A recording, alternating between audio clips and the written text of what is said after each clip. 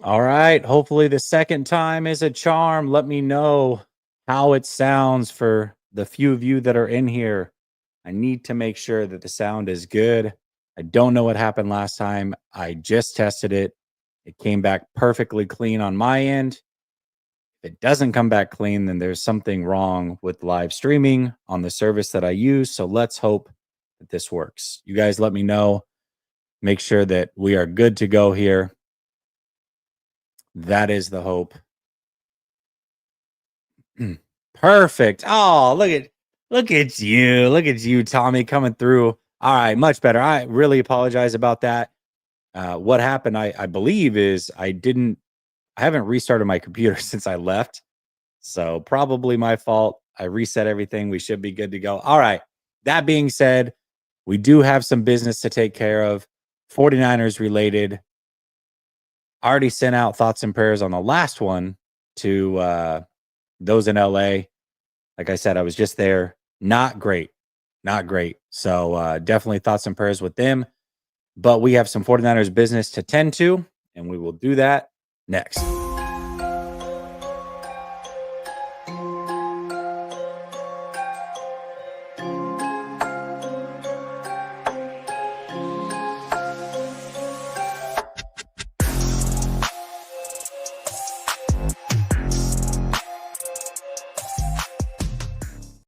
All right. Welcome back to Last Second Sports. We are giving you our take down to the last second.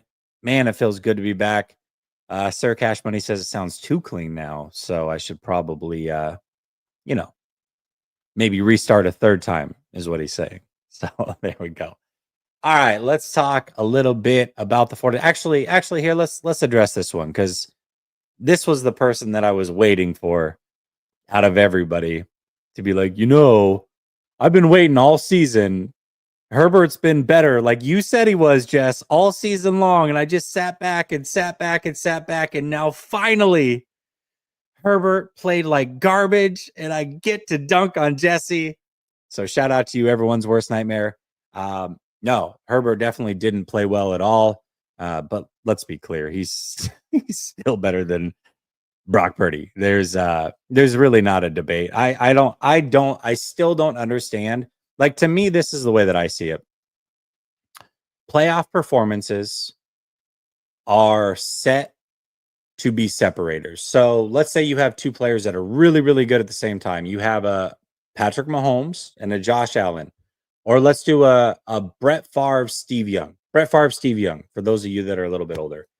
Both very, very good players, both MVPs, both elite at the same time. The separator was Brett Favre was beating Steve Young in the playoffs, and he was winning more in the playoffs.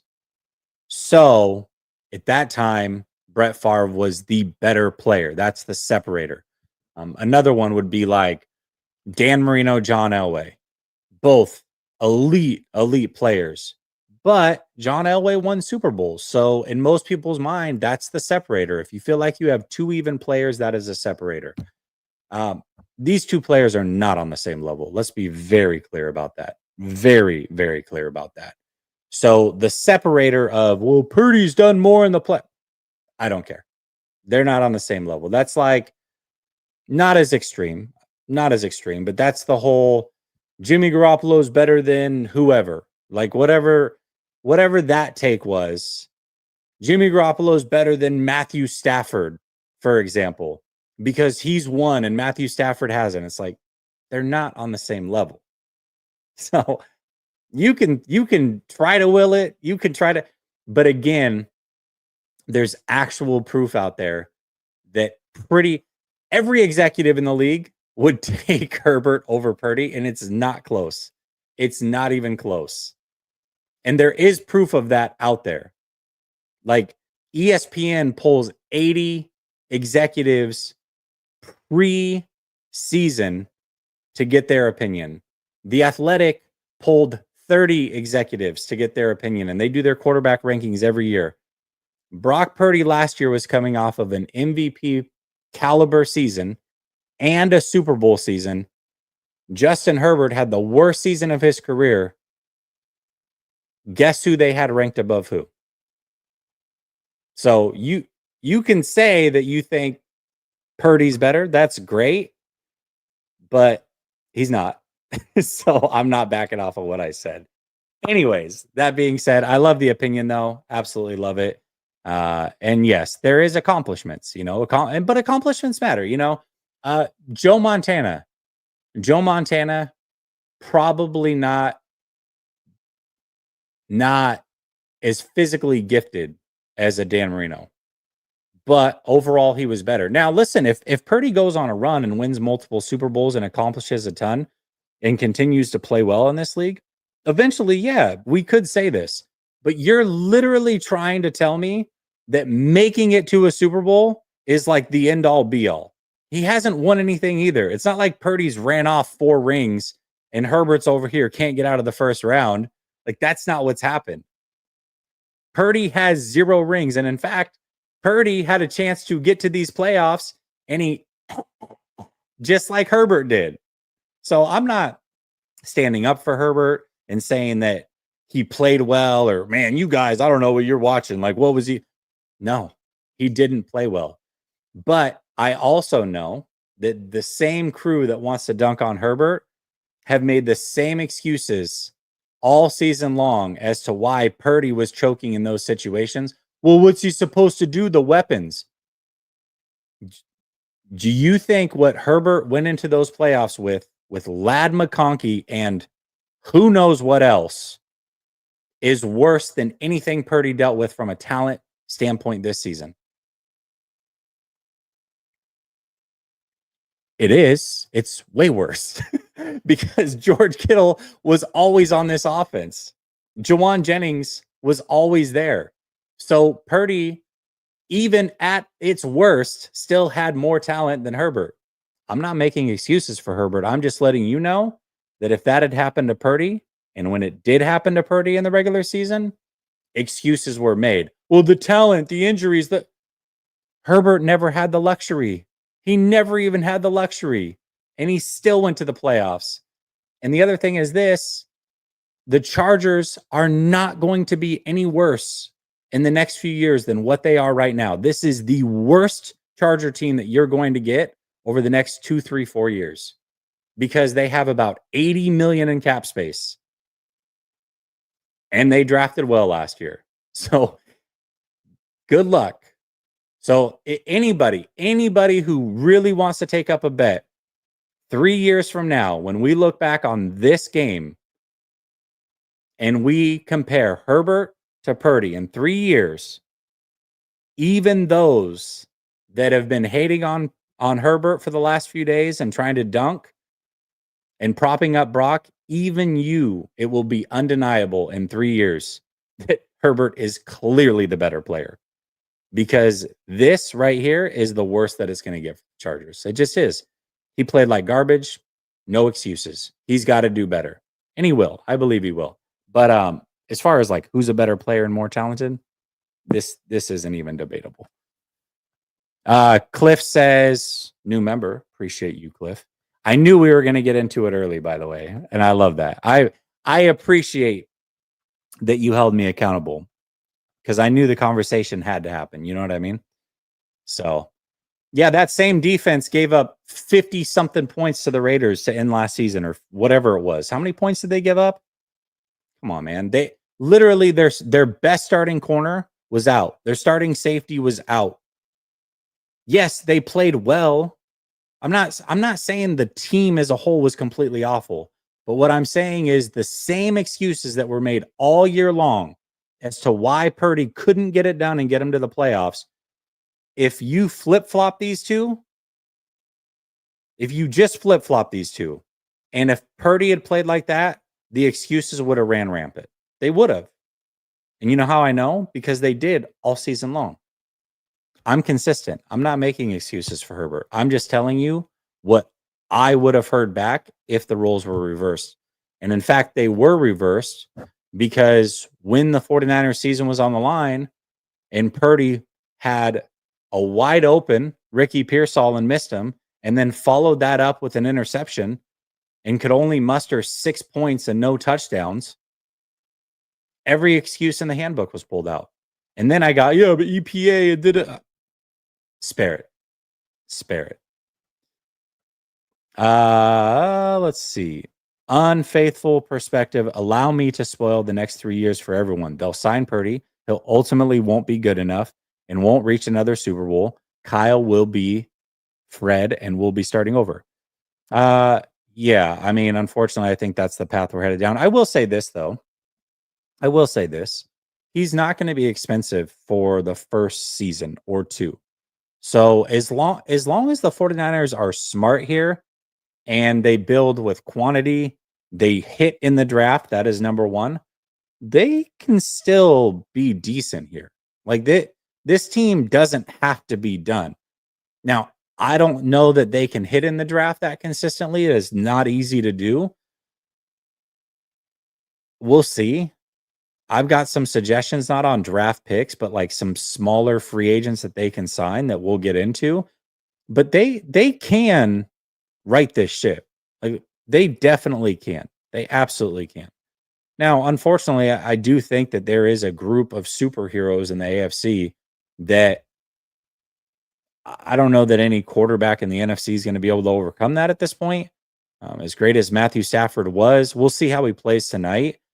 He might be declining himself, and he was the best chance. If he can't get back to that level and he is aging,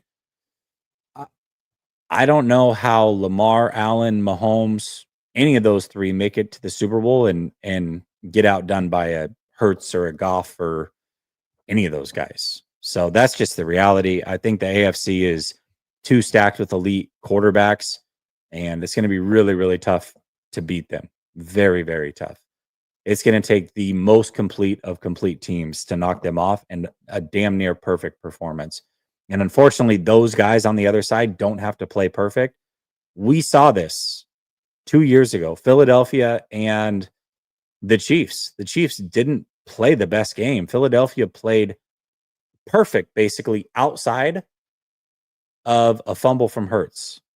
But Hurts put up unbelievable numbers that game, played really, really well, and it still wasn't enough. So it's just going to be hard. It's going to be hard. But the 49ers aren't like, they don't have to be down and out forever. That's for sure.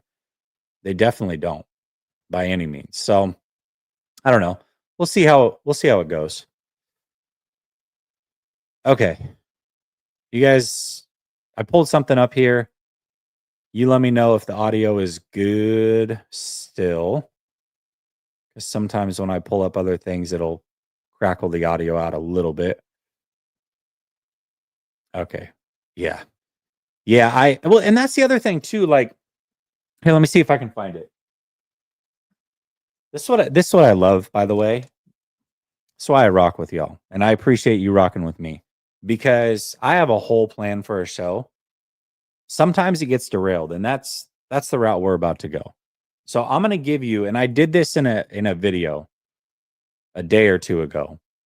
But the thing is, when it comes to the whole Purdy thing, and trying to dunk on Herbert or any of these quarterbacks really that are paid that aren't getting it done, then you're kind of making the point as to why he shouldn't be paid.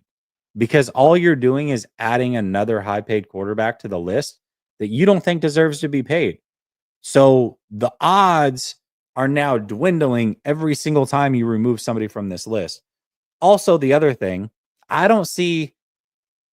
saw a lot of people pulling people off the list of players that are above Purdy, but not a lot of people were ready to jump in and throw CJ Stroud and Jaden Daniels above Brock Purdy. It's funny how that works. Like, see, we can pull Herbert off the list. Let's just move up Brock Purdy. It's like, well, that's great, except for now Jaden Daniels just had a way better season than Brock. And now he, in a fourth quarter, last minute situation in the playoffs, won. I don't see you guys jumping to put him above Brock. Right? So, we can pull Love off the list, which, by the way, I never thought Love was better than Purdy. So let's be clear about that. But we can pull Love off the list and we can pull Herbert off the list. But nobody's like, hey, let's, maybe we should throw these guys up. No, we'll just leave everybody that was right there below them and then he just gets to benefit, but he doesn't get past. There's a lot of hypocrisy going on. But let's talk about these quarterbacks. The top 18 paid quarterbacks right now. And the reason I'm doing top 18 and not 19 is because Baker Mayfield is number 19 on the list, but Baker Mayfield is not paid more than Bosa, Justin Jefferson, or CeeDee Lamb. So the top 18 players in the league are all quarterbacks from a pay standpoint. So with that being said, that's why I've cut it off at 18. Let's go through the list and you tell me who for sure, like unequivocally, you would say is worth the money. Dak, number 1. Absolutely not worth the money. Love. I mean, I said yesterday before he played, we're not sure. Right now, I think we can all agree, unless something crazy changes, not worth the money. Same thing with Lawrence, not worth the money. Burrow, probably worth the money. Tua, not worth the money. Goff, listen, you guys all say that Purdy's better than Goff. So I'm going to say not worth the money. Herbert, I've definitely said worth the money, but you guys, I'm just going off of, and when I say you guys, I'm just saying like social media fans going crazy. Herbert's no longer worth the money, so we'll pull him off the list, okay? So Burrow's worth the money. Next up is Lamar. Can we all agree he's worth the money? You guys in the chat, let me know. Is Lamar worth the money? I'm about to see where your guys' head's at. Is Lamar Jackson worth the money?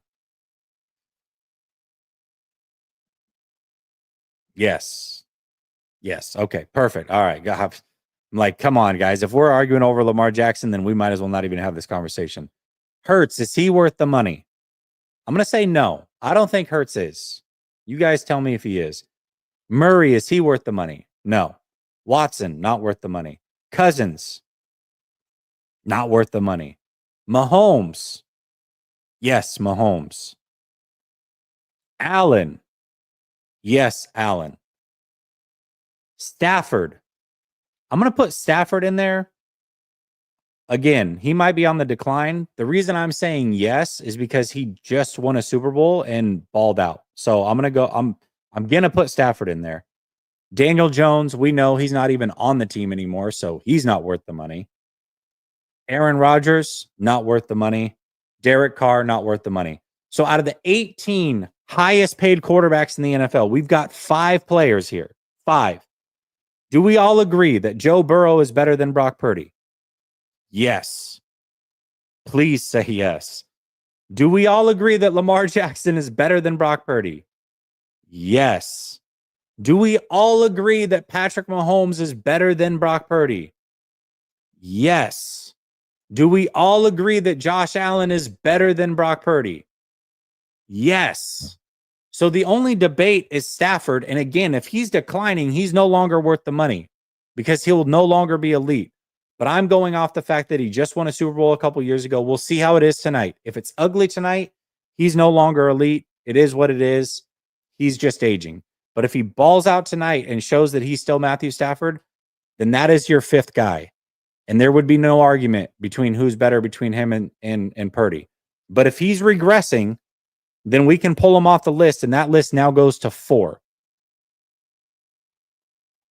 So what is it about Brock that makes him so special that he's so much better than Dak, Love, Lawrence, Tua, Goff, who, by the way, has made it to an NFC championship on 2 separate franchises that you agree is not worth the money? Hurts, Murray, Watson, we know. Cousins, Jones, Rodgers, and Carr. He's so worth it to you that he'll be the one, the non-elite quarterback that'll break the mold that none of those other guys could. And he'll be the one that's worth it. You guys understand, like, when we start saying guys like Herbert aren't worth the money, that's fine.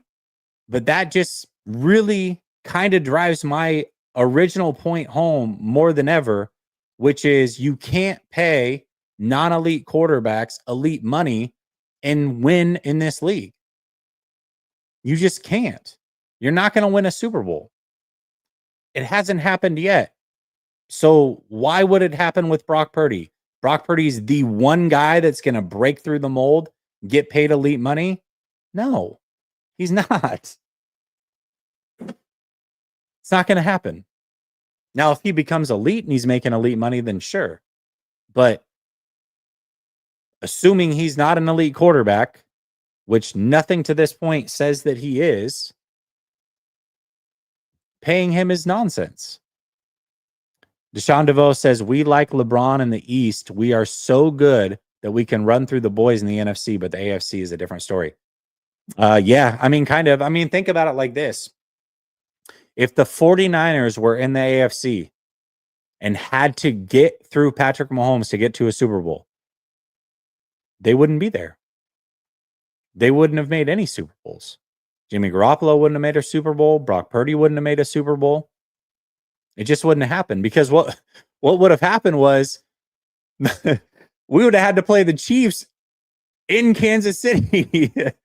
It's even worse. Like, we can't even beat them in a neutral site in a dome. And now you expect that Brock Purdy's going to go in cold weather and beat Buffalo and Baltimore and Cincinnati and Kansas City? No, it's not going to happen. It's just not. So you're right to a certain extent. Like, the 49ers are lucky they're in the NFC. Otherwise, they'd just be like everybody else that has to play Patrick Mahomes and can't beat him. Outside of the Bengals, the 1 year. And even in that game, Joe Burrow, who's elite, didn't play very well at all, but it ended up being enough. So anyways, that was not on the docket, but I somehow knew we would get there. All right, let's talk a little bit about some house cleaning. San Francisco 49ers, little offseason house cleaning. It does sound like, and this was interesting because we knew that they wanted Robert Saleh. The question was, does Robert Saleh want the 49ers? I think the thought process was like, well, yeah, of course. Why wouldn't he? But I think there was some question marks there. I mean, this isn't the same defense. Does he want to come back to the scene of the crime, so to speak? Does he feel like that's the best move for his career to get to the next step again? That's a real question mark, or was. But it does sound like, based off of reports, that Robert Saleh will accept a defensive coordinator position with the San Francisco 49ers, assuming he can't get a head coaching position. So I think this is good news. It's really good news. If the 49ers want to continue to run this scheme and have this philosophy, then Robert Saleh is the best option. He is. He's 100% the best option available. My pushback was, I wish that they would do something different. I wish that they would have looked at like a Mike Pettin, somebody that runs exotic defenses, does a bunch of crazy stuff pre-snap. That is my preference. But clearly, Kyle wants to do what Kyle does. He wants to run the wide 9 front. He wants to play soft zone. He wants to force his linebackers to cover. He doesn't want to blitz a lot. That's his preference. So Robert Saleh is the best hire under those circumstances, in my opinion. So I think that's really good news. Now, they absolutely have to find a way to make this defense better if they are going to make the Robert Saleh marriage work the second time around. Okay. Special teams. They interviewed Jet Modkins from the Lions. He's an assistant special teams coordinator for them. I do like the interview, and I like that they are putting out feelers. They're not necessarily, unless they're doing what they're doing for the offensive coordinator position, where it's like, okay, well, we're just putting out feelers, and then we're eventually going to give it to someone in house, Nick Sorensen. Then maybe that's what they're doing, and they're trying to just get their candidates out there so they can move Nick Sorensen into the spot. Maybe. Or maybe they're actually actively trying to bring in a defensive coordinator that or excuse me, a special teams coordinator rather, that is worth their salt. And if that is the case, the Dallas Cowboys are an awful franchise. And the Dallas Cowboys let go of their coaching staff today. For some reason, they did it after the week in which they could have interviewed a lot of really good candidates on Detroit and Kansas City. I don't know what they're thinking, but that's what they've decided. But their loss is our win potentially. You guys should remember Jim Fossil, late great Jim Fossil. His brother John Fossil, special teams coordinator for the Cowboys. He has had the best special teams in the league 2 of the last 4 seasons. Dallas Cowboys special teams coordinator. The 49ers absolutely should look to bring in John Fossil. This should be a no-brainer. They've been, I think, top 5 for the last 5 years with him at the helm. He worked for the Baltimore Ravens way back when. He's been around the league a lot. He's a very, very good special teams coordinator. This should be a no-brainer, must hire. Bring in John Fossil. That would be ideal. And then the last thing is, house cleaning wise, CMC spoke, and it sounds like he's almost ready to return training, which is great news. We don't know. We don't know how much tread is left on the tires of CMC. But what we do know is CMC is absolutely going to do everything that he can to get back to being a great running back. And maybe he can turn back the clocks for just one more season. One more season. Maybe not having the mileage of this year is the best thing for him after having a ton of mileage put on his legs the year prior. And he can get back to being CMC. 80% of what he was 2 years ago would be absolutely fantastic. So he is going to begin training again. Hopefully he can get right, and we'll see how it plays out. That is the house cleaning. Yes, very, very, very good special teams coordinator. Are we still talking about Purdy?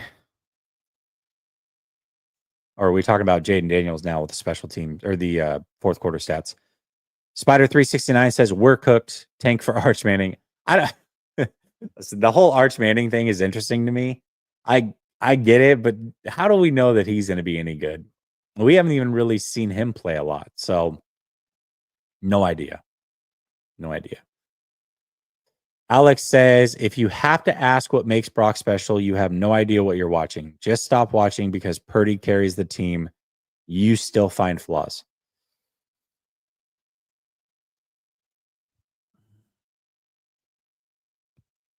Alex, respectfully, you started watching football in like 2011. So to come in and say that you know what you're watching and people that have been watching football for 30 plus years have no clue what they're talking about, I don't know if that's the hill that I would stand on. I don't know if that's the hill that I would stand on. Now, do we know what makes Brock Purdy good? Yes, of course. And it's not going to be the measurables, which I think is what you're trying to say. That there are other intangibles that Brock Purdy brings to the game that aren't measured by height, weight, speed. I get all of that. But unless you are elite in something, probably multiple things, at that size and that stature with that arm strength, it's not going to matter. So unless he becomes an elite, accurate thrower of the football or an elite anticipator or elite reader of the defense, an elite decision maker, like you got to give me a couple of those things, and then he can become what you hope that he is. But if he can't do multiple of those things elite, then what are we talking about? Because the things that we talked about that made him so good the year prior all went away. All went away at the moment that the team around him fell apart. I don't know what you guys do for work, but in leadership, there's a saying that's control your controllables, right? There's a lot of things that are going to happen in life. There's a lot of things that are going to happen in business. There's a lot of things that are going to happen at work that you just can't control. If you run a retail store, for example, you're going to have people call out sick. You're going to have maybe somebody come in and steal something. You're going to have a customer that comes in 2 minutes before closing and wants to stay an hour after you close. Whatever. There's a million things that are going to happen that you cannot control. But what you can control is you can control the quality of customer service that you deliver to those customers. You can control when your boss sends you an email, you responding on time. You can control showing up to work on time. Brock Purdy, if we were to put that into terms of real life, actual situations, cannot control the philosophy that the 49ers have where they choose weapons versus offensive linemen. He can't control that. He can't control that they fired Steve Wilkes, who had the number 3 scoring defense for a guy on a Super Bowl winning team that had no business being there. He can't control that. He can't control what the defense is going to run. He can't control the injuries around him. None of those things can he control, which is the excuses that are used for why Brock Purdy played so poorly. But the reason I push back on that is because what he could control was making good decisions.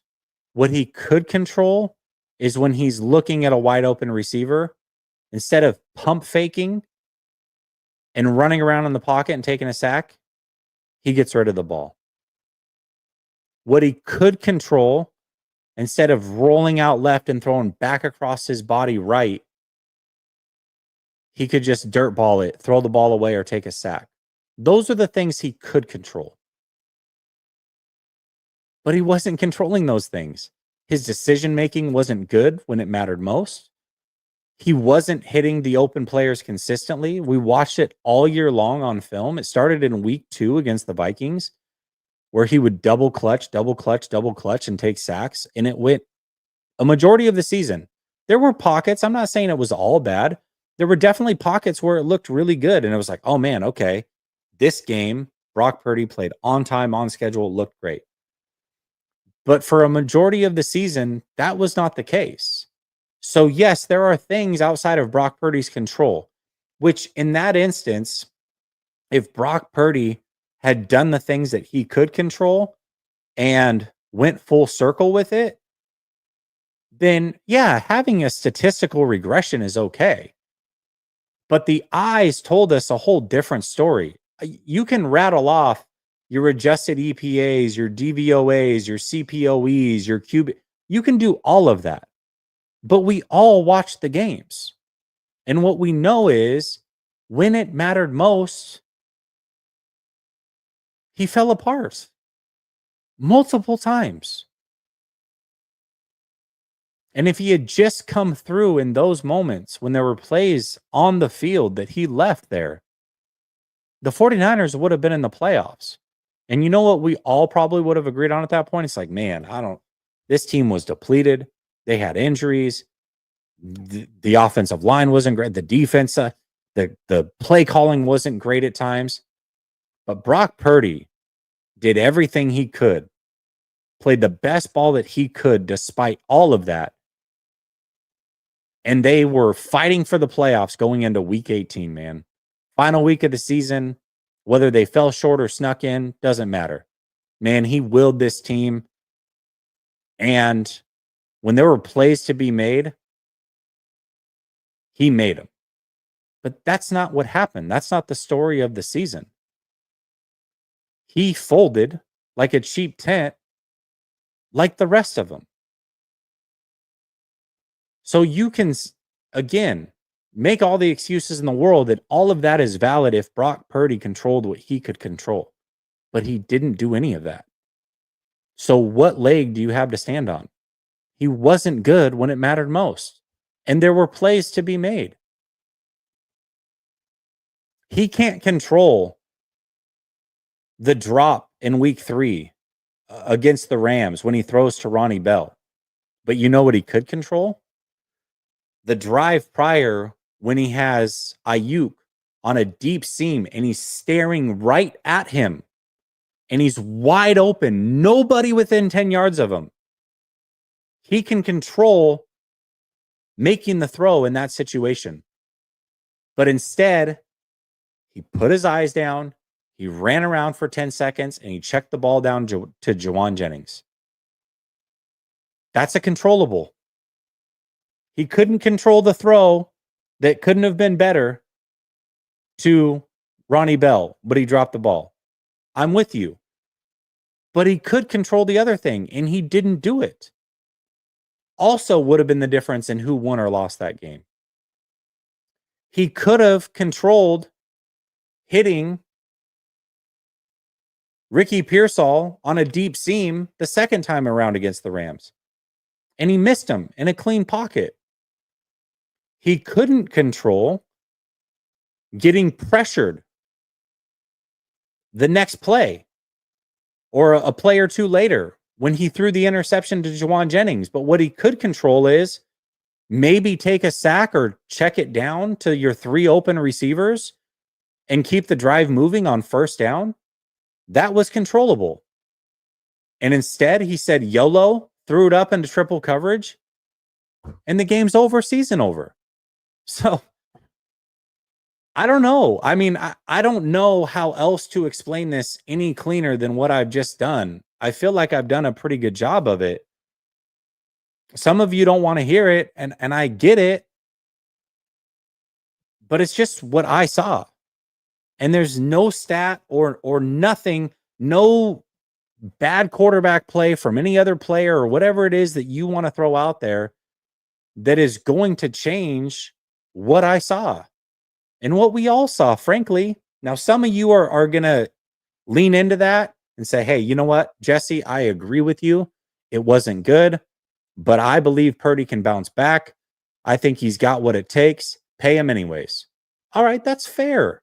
That's a fair take if that's the route you want to go. If you want to say, I believe the first 50% of his career outweighs the second 50% of his career, that's fine. That's an opinion. I disagree, but it's valid. At least you can lean into what actually happened. But what I can't get behind is there's a big group of people that want to gaslight as if we didn't see what we saw. And so the moment that quarterback Y plays bad, it's like, see, we got him, guys. It's like, no, you don't.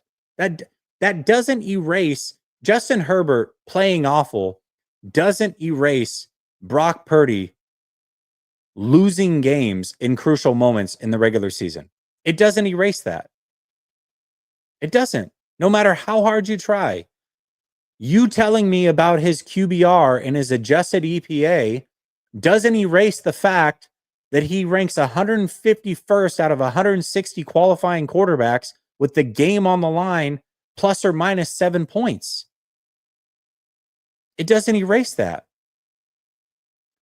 Baker Mayfield losing last night doesn't erase the fact that Brock Purdy, anytime there's precipitation in the air, all of a sudden can't play football. It doesn't erase that. And Jalen Hurts and Jordan Love putting on a mid-fest doesn't erase the fact that Brock Purdy's had 3 injuries to his throwing arm now. It erases none of that. So you can put the spotlight on other players not playing well all you want. And you can quote every stat that you want and try to gaslight people that can't think for themselves. But here on this channel, I'm going to tell you exactly how it is and how I see it. Period. You can agree with that or you can disagree with that. That's up to you. But what you can't say is, I don't have a valid opinion or I can't back up what I'm saying, because I come with facts every single time. I can show you film. We can go that route. I can show you stats. We can go that route. So no, for those of you that are frustrated with Jesse's opinion and get personal and do all the things that you do, it's not going to stop. I'm not stopping my opinion. I'm not stopping putting my opinion out there. The hustle is not going away, because this is what I believe to be true. And so I'm standing on that. I won't be gaslit. And the conversation is not going to change from me. It's not. But I'm also going to be consistent. And when a player like Justin Herbert, who I've backed, plays bad, I'm going to tell you he played bad. It wasn't pretty. Now, does that change my mind on who's better? No, not after one game. Absolutely not. I don't get high and low off of one game. Not that high or that low. Yeah, I can change your opinion a little bit, but for the most part, one game 5 years into somebody's career is not going to change my opinion at all, really. I'm going to have to see a lot more than that. I just don't get that high or low on a game. I'm sorry.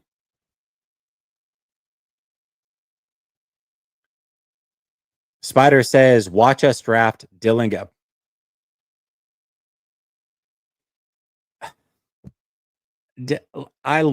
He's an Oregon Duck, okay?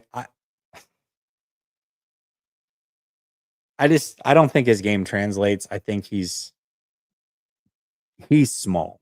He's very small. If they want to take a flyer on him like round 5 if he's available, sure, I guess, but I would prefer not. Spider says, will you be doing a live draft mocks? Yeah, for sure. We'll do them. And then I'll do call-ins where you guys can mock as well. And then during the draft itself, we're always live during the draft. So Sir Cash Money says, in your opinion, when do you think Slip and Jimmy became better Call Saul? And when did Jesse Pinkman become an El Camino? I have no idea what you're talking about, per usual, but I wouldn't expect anything less from you, Sir Cash Money. Joseph Ernberg says BP is gonna make a great retail store employee. That's what you. Oh my god, that's what you got from my story or my analogy. All right, that's not where I was going with that, but I do appreciate it. That's really funny. Cryptic says, I would also add that the D couldn't consistently hold teams in the fourth quarter. Even when Brock did well, Moody couldn't make kicks. Our whole team was bad. I also believe every QB in the NFC needs weapons and an average of $40 million. For sure. I think, again, there was a lot that Brock Purdy could not control, but there was a lot that he could control. And repeatedly, he came up short in those situations. Daryl says, Jesse, I don't know if you talked about this already. Is it true that the Titans will trade the number 1 overall pick for Purdy? What? Can I say this too? Listen, if they would, then take that to the freaking bank right now. Take that to the bank right now. To the bank. Draft the quarterback that you want, or try to trade that pick for JJ McCarthy if you feel like he's the better prospect than those other guys. Bring in Kirk Cousins on a vet minimum deal and figure it out from there. If they would give up the number 1 overall pick, then, or their number 1 overall pick, whatever, then by all means. Well, are they the number 1 overall pick? Anyways, if you can do that, do that. If you can reset the clock on this whole thing, then absolutely. I doubt that's true. But I do want to say this too, because there's been a lot of conversation about like, well, the 49ers are bidding against themselves. Why would they bid against themselves? Which I do agree with, actually. But the pushback is, well, the Giants could use a quarterback, and the Raiders and the Saints and the Jets, Cleveland. Can we all just agree to say that if the pushback is these teams could use a quarterback, that we just remove any team that plays in inclement weather, outdoor stadiums come playoff time? Like, who would watch Brock Purdy play and be like, hey, you know what I need in New York or Cleveland? Cleveland especially. They watched him in Cleveland melt down. But who would say, like, yeah, you know, he doesn't play well at all in inclement weather, but AFC North football, come January, that's the guy I'm hitching my wagon to. No, that wouldn't happen. It wouldn't. Now, the Raiders, maybe. Does sound like Tom Brady's not the most fond of him, and he is kind of leading this thing potentially. So I don't know that that's realistic. I do think the Saints is an interesting one. And I like that match. The only problem with that is that they're paying Derek Carr a lot of money, and I don't know if they can get out from that one. But really, I think the best one might be the Colts. Again, a dome stadium team. Anthony Richardson just hasn't lived up to expectation. Like, if there's one team that I would say, hey, you might be able to pull a first rounder out of, maybe it would be the Colts. You got a GM and a head coach that are probably in their final chance to try to win. They're looking at it saying, hey, in a dome, Brock Purdy, yeah, we can get this thing done. Like, let's send a first over there. We got good money to spend. I could see the Colts actually potentially making that deal. Maybe the Saints, but again, I don't think they genuinely have the money. I don't know if I see another team that actually would make that move for Brock Purdy. I don't. So you might be bidding against like the Colts. Maybe. Sir Cash Money says, you haven't even mentioned at all how the dirty bubble kidnapping Harbaugh is what caused the Chargers to lose. You can't hide from the press forever. That was actually really funny. For those of you that saw the Nickelodeon thing with Harbaugh getting taken by the dirty bubble, that was actually really funny. And Cryptic says, like Montana, we live in an era where Mahomes is stopping a lot of teams from winning. Also can't just be cycling QBs hoping to find the QB. Can also lose the locker room that way. That's great. And I don't disagree with that. But what I don't know that you're going to find the guy with your next choice, whatever route that you take. But what I do know is non-elite quarterbacks making elite money in the 30 years that we've had, 31 years now, I think, that we've had a salary cap, doesn't win Super Bowls. The only flaw in that take is Eli Manning, but even Eli Manning is most likely going to be a Hall of Famer. So you either are a Hall of Fame quarterback making a lot of money, or you are an inexpensive quarterback, and that's how you win. That's it. Like, those are the options. And even Eli, like, if your pushback is like, well, Eli did it twice and he wasn't elite, and that's the only person you can find, again, he might make the Hall of Fame, which kind of squashes that. And even if he doesn't, the percentage of cap that he took up, he was making like 20 million a year or 21 million a year, was peanuts compared to what 60 million a year or 50 million or whatever that number is going to be. Peanuts compared to that. So it's just not the same game. But yeah, I mean, if you're inexpensive, like Brock Purdy next year, if this team gets right, Brock Purdy can win a Super Bowl while he's inexpensive. Just like I think Goff this year making like 21 million against the cap. And I think Hurts is making like 23 million against the cap, like really low numbers. They can win a Super Bowl. Now, would I choose them in a Super Bowl against those guys over there? No. But you can see what type of team they've put around those guys because they're so inexpensive for this season. Brock Purdy's going to be that way next year. He's still going to be very inexpensive. And possibly the year after, it's going to be manageable as well. So you have this window where, and it's unfortunate because you have a window where you could win a Super Bowl with Brock because he's still inexpensive, but you've got so many other players that are aging at a rapid pace. The 49ers right now, as it stands now, are entering the 2025 season the oldest roster in the NFL. The oldest roster in the NFL. Now, things will change, free agency, what have you. They might take a step towards being a little bit younger. But as of right now, they're on pace to be the oldest roster in the NFL. So that's not good. Daza says, hopefully the front office can see this offseason that the top teams have some of the best O-lines in the NFL. Just look at the current playoffs. All right, who's left? We got the Lions, elite offensive line. You've got the Eagles, elite offensive line.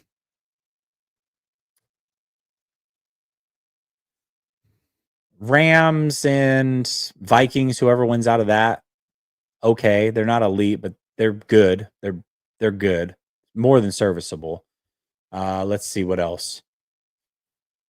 Washington, not the best offensive line. Improved, much improved over last year. I don't know that it's the best, though. Buffalo has a good offensive line. The Ravens didn't early in the season. The offensive line has played better, so it's at least serviceable. The Chiefs' interior offensive line is elite. And then the Texans have one of the worst offensive lines in football.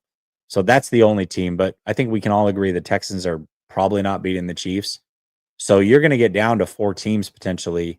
If it's the Eagles versus the Lions, the Chiefs versus Buffalo, let's say, where you're talking about 4 of the best offensive lines in football. So, yeah, we'll see how far this carries through. I mean, that might be your final 4. And then that's arguably 4 of the top 5 offensive lines in football.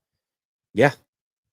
I mean, it really is as simple as get your quarterback, protect your quarterback, and get guys that can get after their quarterback. That's how you should build a team. Adam says, if you had to bet, would you say Purdy gets 35 to 45 or 50 to 60? Oh, 50 to 60. Yeah. And again, too, I want to be clear about this. Brock Purdy should be trying to get 50 or 60. Like he should look at, let's say, a Justin Herbert, Jordan Love, and his agent should be like, I mean, those guys got paid this. My guy's better than them. Look at how far he took the 49ers. Like all those arguments that you have as to why Brock Purdy's good, his agent is absolutely going to use in those negotiations, and he should. So on a personal level, like I hope Brock gets paid. All players should get paid. He's been criminally underpaid. I just don't want it to be on the 49ers. Like if he got the bag with the Colts, I'd be like, nice work, Brock. Good for you, man. Life-changing money, altering your whole family's future. That's fantastic, bud. That's just not here. Dazza says, how many of the recently paid $50 million quarterbacks are still in the playoffs? Dak, Trevor, Tua, Love, Herbert, Burrow. He's at least elite. The guys that are making 50 million AAV. Let me take a look at it real quick. Let's pull it up.